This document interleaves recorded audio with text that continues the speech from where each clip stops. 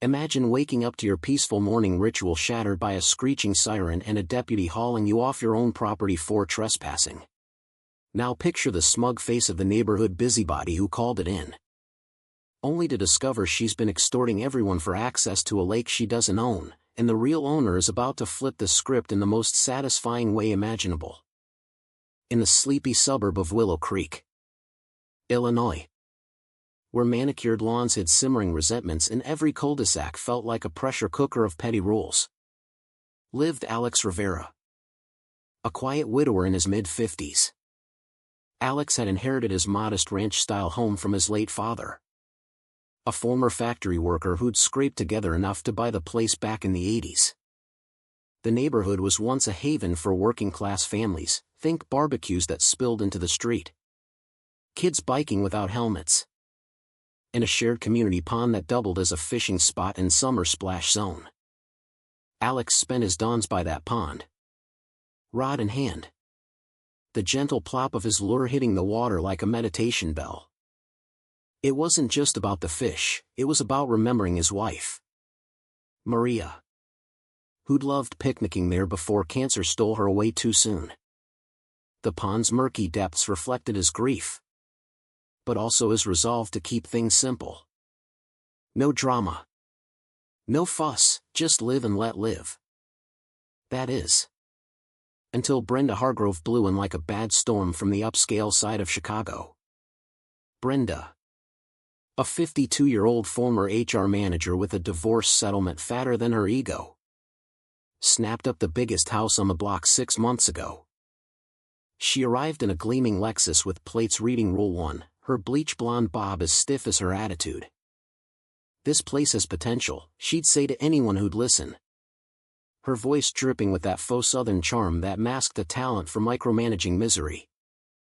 Within days, she was door-knocking, clipboard in hand, preaching about elevating standards and protecting investments.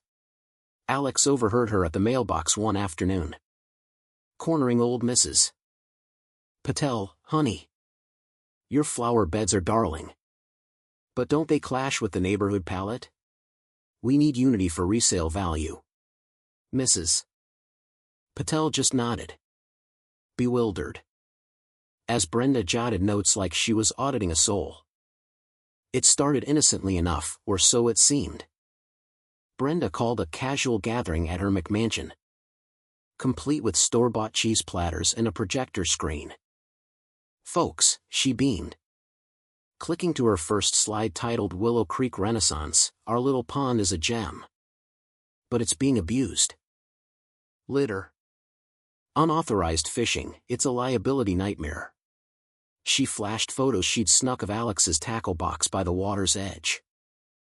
"We need a homeowners association to manage it properly. Monthly dues of $150 per household for maintenance. Access passes. And safety." Alex sat in the back, sipping lukewarm coffee, thinking it was just talk. But Brenda worked the room like a pro, guilting the newcomers, tech yuppies who'd moved in during the housing boom, into signing on. "Think of the children," she'd coo. "And your property taxes. By night's end." She had 12 signatures, dubbing herself HOA president. "It's for the greater good," she announced, her smile all teeth. Alex politely declined. "Thanks, but I'm good," he told her when she shoved a form under his nose the next day. Brenda's eyes narrowed behind her designer glasses. "Mr. Rivera, this isn't optional. We're all in this together." Her tone was sweet as saccharin. But Alex caught the edge, like a knife wrapped in velvet. He shrugged and went back to his garage, tinkering with his old Ford pickup. Inside, though, he noted everything: the way she name-dropped her connections at City Hall, how she whispered to neighbors about troublemakers who don't pull their weight. Rumors started swirling. Alex was squatting on the pond. His fishing was poaching, even whispers that his late wife's medical bills had left him unstable. He heard it at the grocery store: "Poor Brenda's just trying to help." and that Rivera's being difficult. Alex said nothing. Just observed. His calm exterior hiding a mind sharpening like a hook. The first fine arrived in a certified envelope, sealed with a HOA sticker that looked like it had been designed in Microsoft Paint. $75 for unauthorized pawn access, it read. Citing Bylaw 4.2, no fishing without permit. Alex chuckled alone in his kitchen, the paper crinkling under his fingers. Brenda had posted signs overnight, cheap plastic ones staked into the grass, HOA property, members only. Violators fined. The next morning, as the sun peeked over the rooftops, Alex headed to the pond anyway, his boots squelching in the dewy earth. There was Brenda, perched on a folding chair like a lifeguard from hell, binoculars dangling from her neck. "Mr. Rivera," she trilled, waving a phone. "You're in violation. Don't make me call enforcement." Alex cast his line without a word, the water rippling peacefully. "Suit yourself," she huffed, dialing dramatically. 20 minutes later, a squad car pulled up, lights flashing lazily. Deputy Ramirez stepped out, looking as thrilled as a man assigned babysitting duty. "Sir. Complain about trespassing. Gotta ask you to pack up." Brenda stood triumphant, arms folded over her floral blouse, lips pursed in victory. Alex complied, snapping his tackle box shut with a click that echoed her smugness. But as he walked away, he muttered under his breath, "Game on." Whispers turned to outright smears. At the next HOA newsletter, a glossy PDF emailed to everyone, Brenda dedicated a section to community concerns. "Certain residents are disregarding rules, endangering our shared asset," it read, with a blurred photo of Alex's silhouette by the pond. Neighbors started avoiding him, the Wilsons crossed the street. Mr. Lee mumbled excuses at the block party. Alex endured it, documenting every email, every sign, every fine that piled up like junk mail. Inside, he was piecing together a puzzle. A quick trip to the county clerk's office revealed Brenda's HOA filing was a joke, missing signatures. No boundary surveys. Just her word as authority. "This is flimsier than tissue paper," the clerk, a no-nonsense woman named Linda, snorted. Alex nodded, filing away the info. Meanwhile, Brenda amped up the absurdity. She hired a pond monitor, a pimply college kid in a rented uniform, to patrol dawn hours. The kid fidgeted as Alex approached one morning. Sir. Permit?" Alex smiled. "From who? The queen of the cul-de-sac?" The kid backed off, quitting after 2 shifts. "Not worth the drama," he told Alex later at the gas station. Brenda didn't stop. She slapped liens on non-compliant properties, Mrs. Patel's for her gaudy flowers, the Garcias for their kids' inflatable pool that leached into HOA waters. Fines hit $200 now, with threats of court. At an emergency summit in her living room, scented with overpriced candles, Brenda rallied her dwindling flock. "We can't let rebels undermine our vision," she declared, clicking through slides of before and after pond mock-ups, complete with gated access and fee booths. "Progress demands sacrifice." Dale, her reluctant vice president, a retired accountant with a comb-over, cleared his throat. "Brenda, maybe we should check the deeds first?" She shot him a look that could wilt steel. Dale, weakness invites chaos. We're the guardians here. Alex, eavesdropping from his yard, the fence was thin, smirked. Time to dig deeper. Back at the clerk's, Linda pulled old maps. "Huh," she said. Tracing lines. Your dad's deed includes riparian rights, water access and bottom ownership from a '70s survey. Alex's eyes widened. His father had bought from an old drainage company, turns out. The pond was man-made on that land. Rights intact. You've been paying taxes on the whole thing, Linda confirmed. Brenda, oblivious, escalated to a lawyer's cease and desist.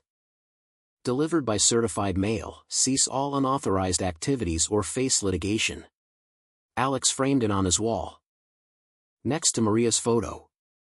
Tensions boiled over when Brenda blocked the pond path with a wrought iron fence, for safety, she claimed. Supervising workers in her yoga pants and pearls. Old Mr. Thompson, on doctor's orders for daily walks, hobbled up. Ma'am, I've strolled here for 30 years. Brenda's smile was ice. Times evolve, dear. Liability trumps nostalgia. Neighbors grumbled, but fear kept them quiet. Alex, though, was ready. He'd hired a surveyor, who confirmed the pond bed was his. Every muddy inch. Whispers from a disgruntled HOA member slipped him mining aerodocs. Wait. No. Drainage rights from the '60s. But same idea, full ownership. Brenda announced a final enforcement at the town hall meeting. Petition in hand with 35 signatures, mostly coerced. We'll get official backing, she boasted to her mirror. Practicing her speech. The town hall buzzed like a beehive on steroids. Brenda swept in first. Entourage in tow. Her PowerPoint ready, graphs of declining values, photos of Alex labeled serial violator. Commissioners, she purred. Our HOA safeguards this asset from abuse. No owner means chaos, grant us control. Applause from her corner. Alex waited. Folder in hand. Flannel shirt rumpled from a failed fishing trip. When called, he ambled up. Folks, Brenda's right about management.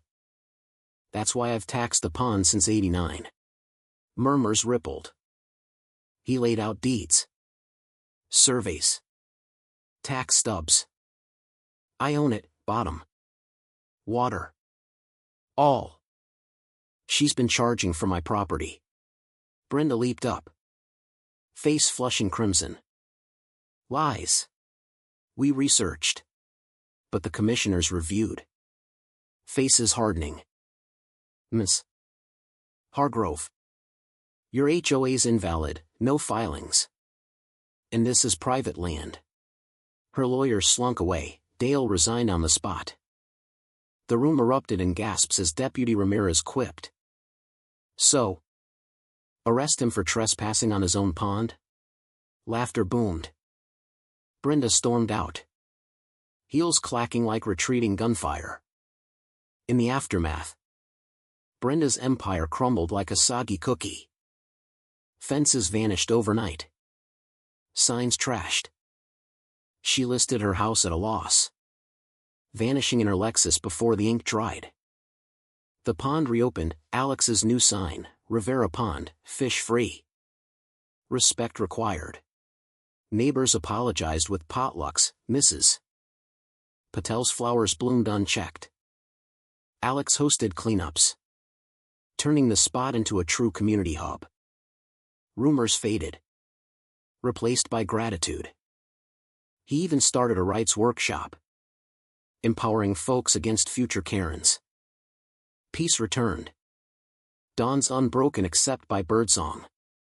But as Alex cast his line one misty morning, he pondered, in a world of rules run amok, who really owns the peace?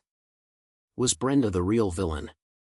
Or just a product of a system that rewards control freaks, and would you fight back the same way?